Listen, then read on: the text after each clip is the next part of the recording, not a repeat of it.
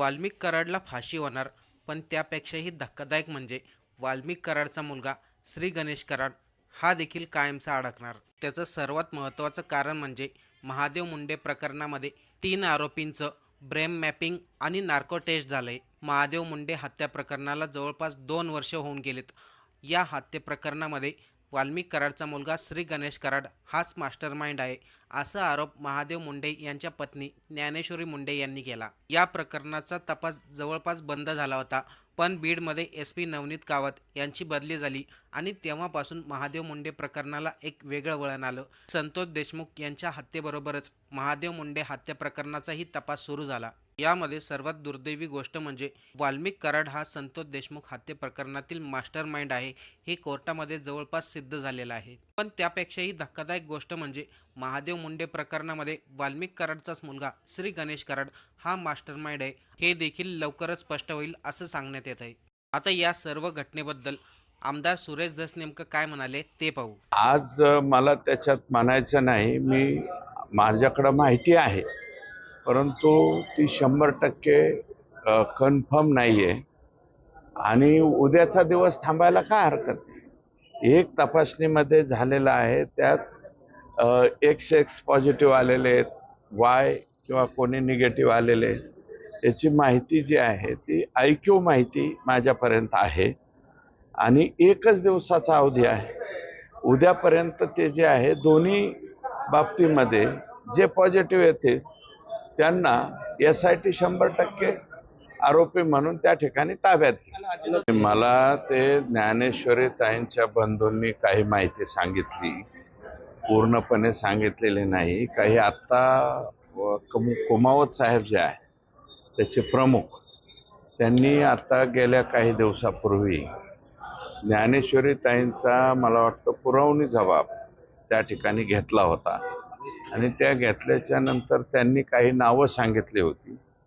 त्यांची brain mapping काहीतरी तपासणी जी आहे ते आज झालेली आहे आणि आणखी नार्कोटिक्ससाठी उद्या का काय 11:30 किंवा काय परवा वेळ दिलेली आहे मला माहीत नाही.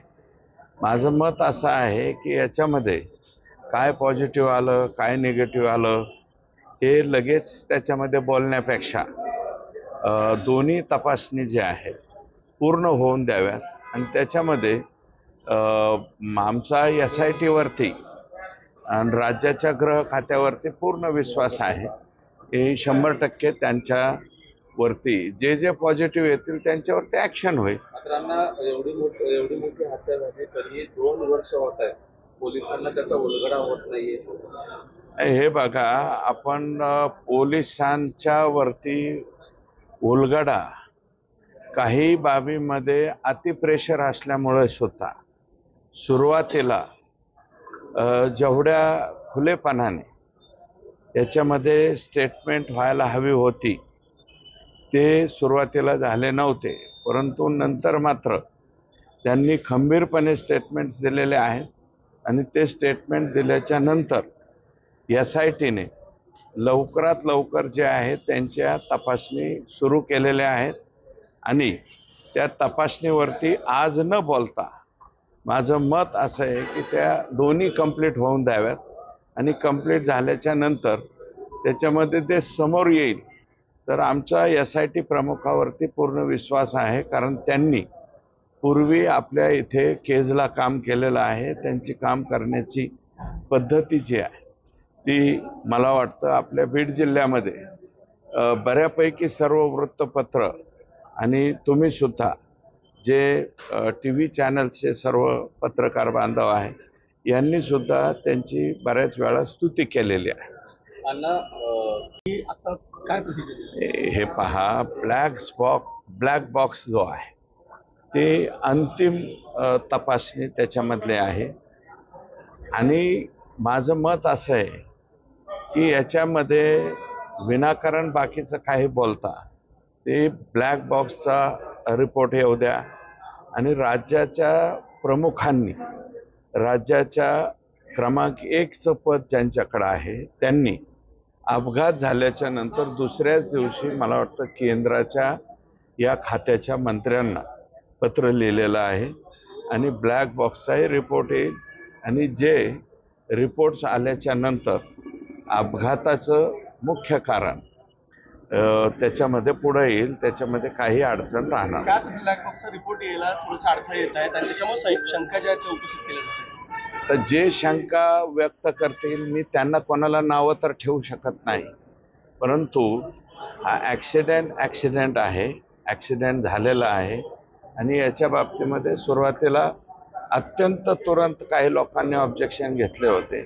त्याच्यावरती मला वाटतं त्याच सायंकाळी स्वतः पवार साहेबांनी सुद्धा स्टेटमेंट केलेलं आहे. संतोष देशमुख यांच्या हत्ये प्रकरणाला जवळपास 1 वर्ष होऊन गेले, तर महादेव मुंडे यांच्या हत्ये प्रकरणाला 2 वर्ष होऊन गेलेत.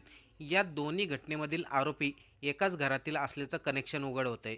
इकडे संतोष देशमुख प्रकरणामध्ये सरकारी वकील उज्ज्वल निकम यांनी हे सिद्ध केलंय, वाल्मिक कराड हा मुख्य मास्टरमाइंड आहे. त्याबद्दल सर्व पुरावे देखील कोर्टामध्ये सादर केले, पण तरी देखील आरोपीच्या वकिलांच्या बाजूने ही केस जाणून बुजून पुढे ढकलण्याचा प्रयत्न केला जातोय. गेल्या जानेवारी महिन्यामध्ये हे सिद्ध झालं होतं. वाल्मिक कराडच्या सांगण्यावरूनच संतोष देशमुख यांची हत्या झाली, पण तरी देखील वाल्मिक कराडच्या वकिलामार्फत वेगवेगळे दावे करण्यात आले आणि ही केस पुढे ढकलण्यात आली. सरकारी वकील असलेले उज्ज्वल निकम हे राजकीय पक्षाशी निगडीत आहेत, त्यामुळे त्यांनी ही केस लढू नये, या केसवरती वेगळा परिणाम होईल असा युक्तिवाद वाल्मिक कराड यांच्या वकिलांनी केला, तो म्हणजे जाणून बुजून केस पुढे ढकलण्यासाठी. आणि आता यामध्येच महादेव मुंडे प्रकरणामध्ये आरोपींची नार्को टेस्ट करण्यात आली. आता वाल्मिक कराडचा मुलगा श्री गणेश कराड हा या हत्ये प्रकरणामध्ये मास्टरमाइंड होता की नाही हे लवकरच सिद्ध होईल.